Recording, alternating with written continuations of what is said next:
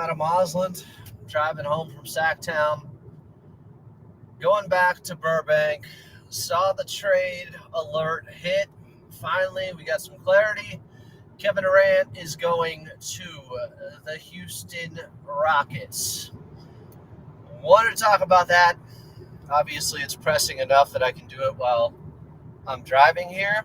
I also am going to do a show later tonight after Game 7, and we have a 2025 NBA champion crowned. And I may have a guest on. We may look ahead to the draft a little bit, which I think is on Wednesday. But Kevin Durant news is huge news, and I'll talk about it until my computer dies here, which could be like in the next half hour. Kevin Durant gets moved, and if anybody wants to get into the chat here, I think Elijah's in here. I didn't put out a tweet for this. I ain't got time for that. So we'll see how many people are getting the update right now on YouTube and being alerted that we're up here on Clippers Talk. It is a Clippers Talk emergency episode. Kevin Durant to the Houston Rockets for Dylan Brooks, Jalen Green, the 10th pick in this year's draft, and 5. The 5 fingers say to the face, 5 second-round picks going to the Phoenix Suns. At first glance, I got to say the Houston Rockets did very well.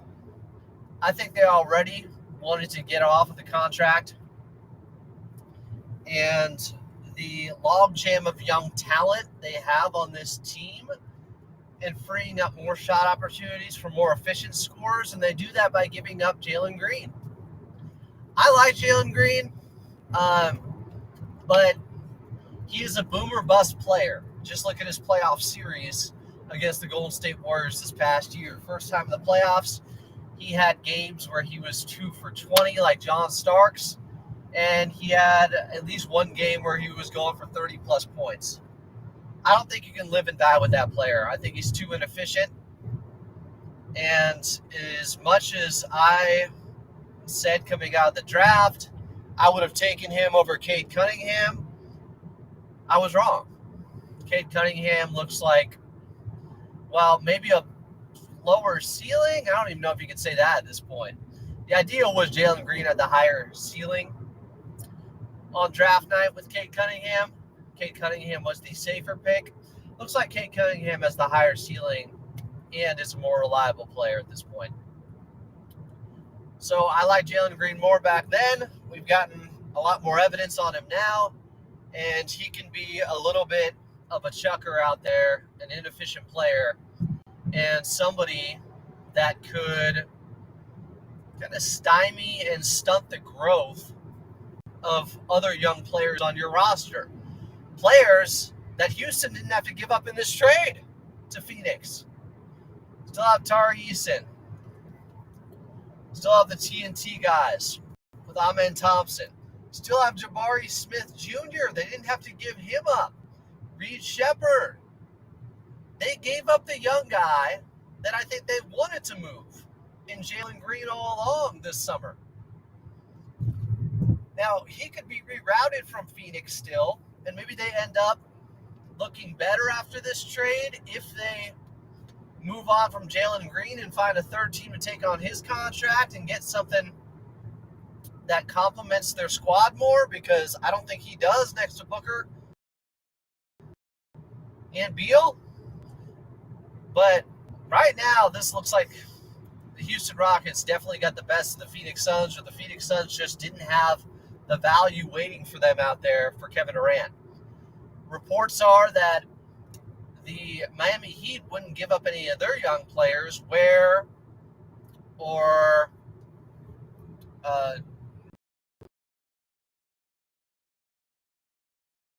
Vin or Jaime. So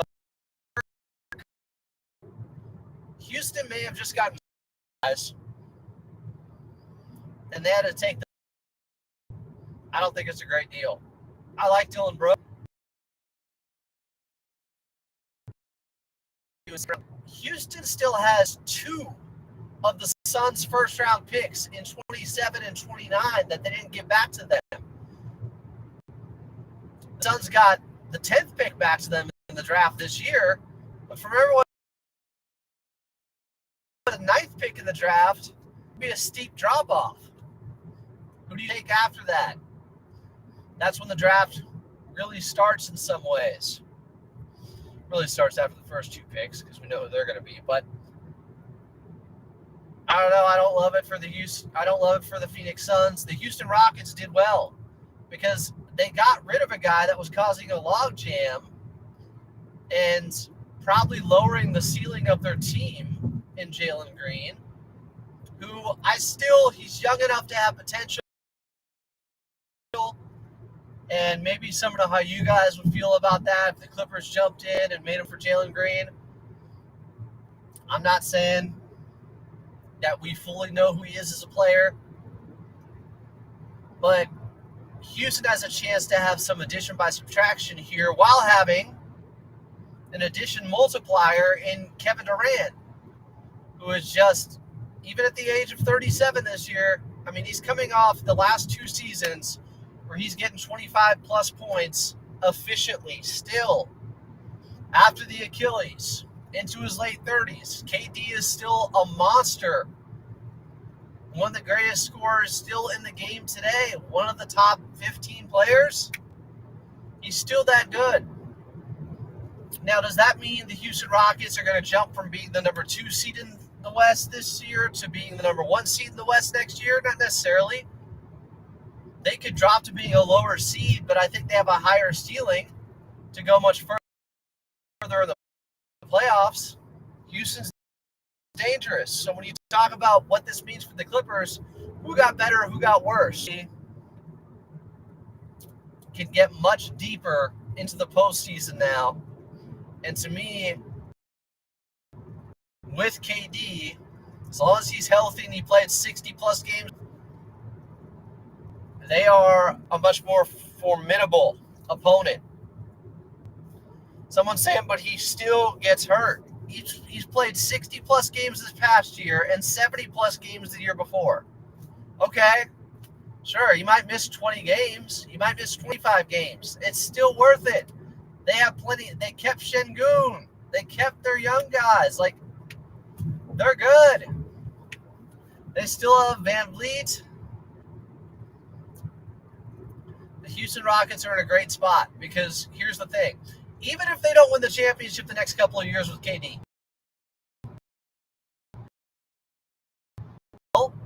they got 2 contracts that are longer on the books in Jalen Green's and Dylan Brooks off of their cap sheet, so they could reload or bring in somebody else next year or the year after, depending on, does KD sign a 1+1 type of extension with them?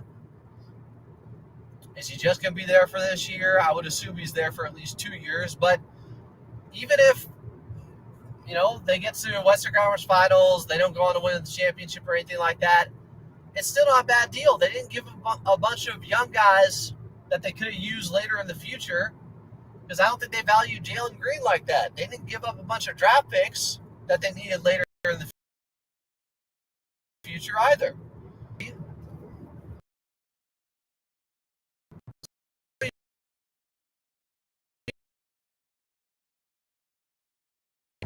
Agency, after his $50 million is off the books. So it helps them in the present, doesn't hurt them in the future. Houston's for real. They're in a really good spot. Tough squad.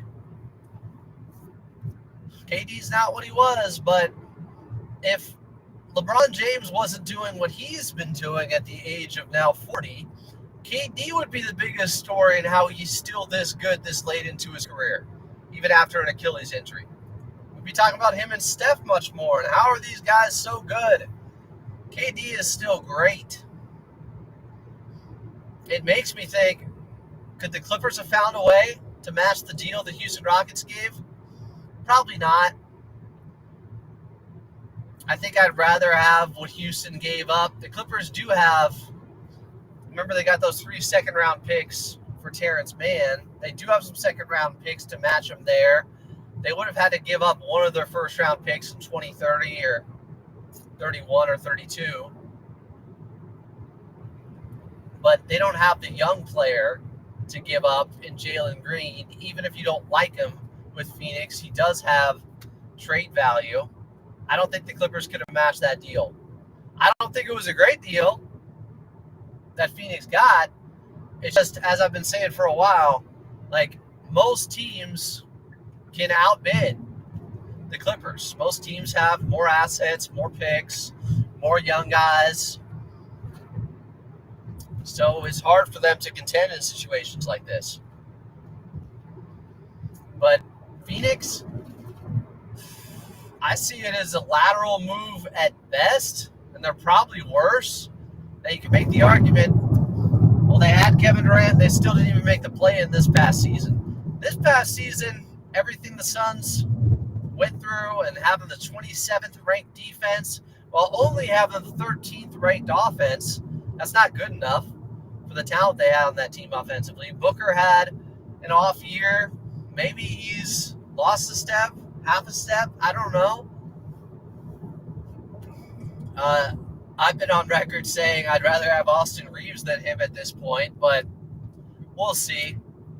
I think the Suns had a lot more going on there, whether there were really fistfights, as was reported by Boogie Cousins. Kevin Durant came after him on Twitter. Who knows what's true there, but obviously nothing was working chemistry-wise with Bradley Beal, with the losing that was going on there, with not having a defensive identity, with bringing in Nick Richards, and that didn't help him either. That's just a lost season. I'm not going to say, oh, Kevin Durant makes teams worse or something like that because of what happened in Phoenix. That was a unique situation. I think he can really help Houston. I think he's exactly what they need. Over-the-top jump shooting, consistent, reliable, efficient, 25 points each and every night. A guy who can close games. They didn't know who their closer was. I mean, in the playoffs, Ime Udoka is taking out Jalen Green at the end of games at times because he was just out there. I mean, he was a circus going downhill and just smoking layups like he was Russell Westbrook. Like Jalen Green, it's just he wins you the game or he loses you the game. And I don't think you need to live with a guy that young, that erratic, that inexperienced, and somebody who doesn't exactly make players around him better. I'm not giving up on him yet, but I understand why Houston wanted to move on. And I think they got better. It doesn't mean they're going to be the number 2 seed again in the West. It doesn't mean they're going to move up and be the number 1 seed, getting better in that way. Regular season record is different than how I think they match up now in the postseason with Kevin Durant. Yes, they need good health from him. But again, he's played a good 130 games the last 2 years. I'm not overly concerned with it. They can get by on nights with enough young talent when he's not there. Ahmed Thompson's getting better. Tari Eason's getting better. Şengün's getting better. They're all right. Dylan Brooks is a loss. I think he helped with their identity. I've been a Dylan Brooks fan. Dylan the villain. I think he helps. I know, the stuff with LeBron James a couple of years ago with the Memphis Grizzlies. I poked Bears and all that S-talk, and it kind of blew up in his face in that first-round series loss in 2023 to the Lakers. I'm okay with Dylan's style. I'm okay with an agitator like that. I think you need guys like that. I think he's got some Patrick Beverley in him. I like the edge he plays with. So he could help Phoenix. I like that move. But what do the Suns do from here? I'm going after him for not getting enough for KD, but maybe this was the best deal they could get. And if they end up flipping Jalen Green somewhere else, there's still a chance this trade looks better for them if it's not finalized yet, if there's still more to do. So I don't want to put a final judgment on this. It's not over yet. But as it stands today, and for this to happen the morning of Game 7 of the NBA Finals, kind of strange. I'm sure Adam Silver would have liked it tomorrow or Tuesday before the draft instead, but deal's got to get done when it gets done. And strike while the iron's hot. Both teams want to get it over with, and KD wanted to get out of Phoenix, and he's back in Texas where he played his college ball, now a Houston Rocket. I don't think the Clippers could have made a better offer than Houston did. That being said, I don't think it was a great offer, but it might have been the best the Phoenix Suns were going to get. The amount of first-round picks they gave up to get him weren't coming back. He's 3 years older. That's just the way it goes. The Phoenix Suns, they went all in. They tried to win a championship with him. Didn't work out. I still think if you can get Kevin Durant, you make that type of move. I don't blame him for it. Just didn't work out. Move on. The question is, at what point do they move on from Booker? What if Phoenix has another lost season? What if they feel like they actually have to go through a rebuild at some point and take their medicine? Could Devin Booker ever become available?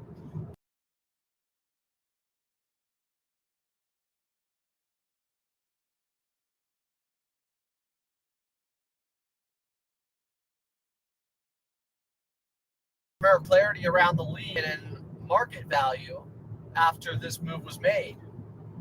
Does this start a cascading effect of other deals being made?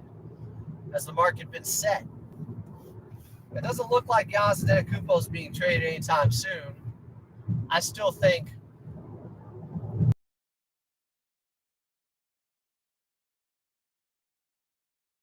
if they get to February 8th in the Eastern Conference, at that point, Giannis could get moved at the trade deadline. I don't think that situation might be over for the next couple months. I am